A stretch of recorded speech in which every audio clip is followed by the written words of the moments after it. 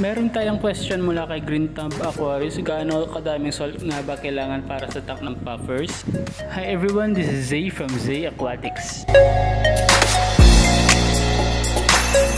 Alam nyo din ba na yung green spotted pufferfish ay isa sa mga most mistreated na fish sa fish keeping hobby? It is because pag binenta sila sa pet shop, binibenta sila as freshwater pufferfish where in fact they need brackish water as they grow up.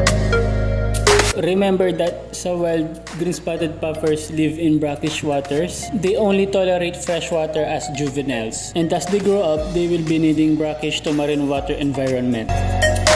So kung may setup ka na ng green spotted pufferfish pero freshwater pa rin, try mong gawin itong brackish water and eventually maging salt water. You can do it by increasing the salinity of the tank every water change.